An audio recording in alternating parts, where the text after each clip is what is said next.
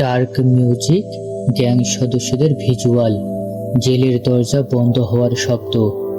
আমরা এখন দেখতে চলেছি পৃথিবীর সবচেয়ে ভয়ঙ্কর কারাগার, যেখানে একসময় রাস্তায় আতঙ্ক ছড়ানো গ্যাং সদস্যরা আজ সবাই এক জায়গায় বন্দী। যে দুইটি গ্যাংয়ের নাম শুনলেই মানুষ কেঁপে উঠত, আজ তারা সবাই লকআপে।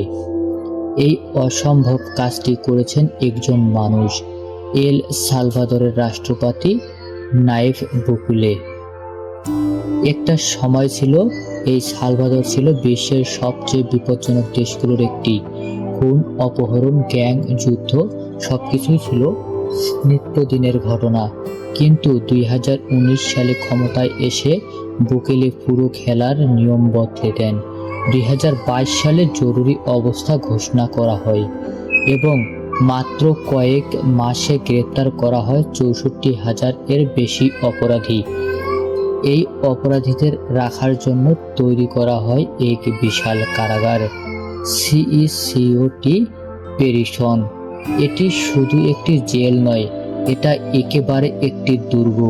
40,000 বন্দী ধারণ ক্ষমতা, 8টি বিশাল সেল ব্লক এবং নিরাপত্তা এমন যে পালানোর প্রায় অসম্ভব।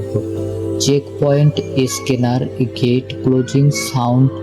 ভিতরে ঢোকার আগেই শুরু হয় কঠোর নিরাপত্তা চেক। একটার পর একটা gate, scanner, fingerprint, face recognition.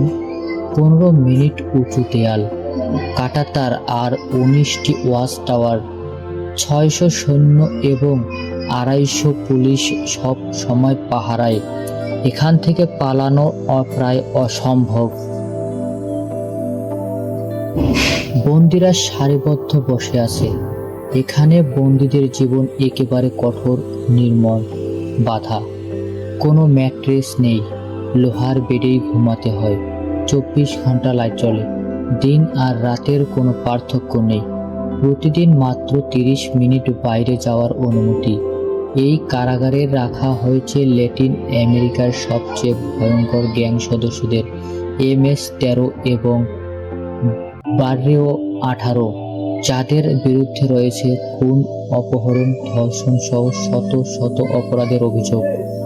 অনেকের শরীরে ট্যাটু, যা তাদের পরিচয় বলে দেয়। এখানে বন্দীদের পরিবারের সাথে দেখা করার অনুমতি নেই। তাদের জীবন সীমাবদ্ধ একটি ছোট্ট সেলে ভেতরে। খাবার সাধারণ, স্বাধীনতা শূন্য। ভুল করলে 15 দিনের জন্য একেবারে অন্ধকার সেলে একা বন্দী। একজন বন্দী বলেছিল সে 30 জনকে হত্যা করেছে, আর এখন সে প্রতিদিন কাঁদে, অনুশোচনা করে।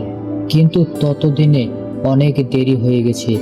সে গ্যাংয়ে যোগ দিয়েছিল মাত্র 11 বছর বয়সে। আজ এই সালভাদর আর আগের মতো নেই। অনেকে এটাকে এখন বিশ্বের অন্যতম নিরাপদ দেশ বলেছে, আর এর পেছনে সবচেয়ে বড় অবদান রাষ্ট্রপতি নাইব বুকেলে। কিন্তু প্রশ্ন থেকে যায়, এত কঠোর ব্যবস্থা কি সত্যি সঠিক, নাকি এর পেছনে লুকিয়ে আছে অন্য কোনো বাস্তবতা? আপনি কি মনে করেন? কমেন্টে জানান। ভিডিওটি ভালো লাগলে লাইক দিন, আর এমন আরো বাস্তব গল্প জানতে সাবস্ক্রাইব করুন। চ্যানেলটির পাশে থাকুন।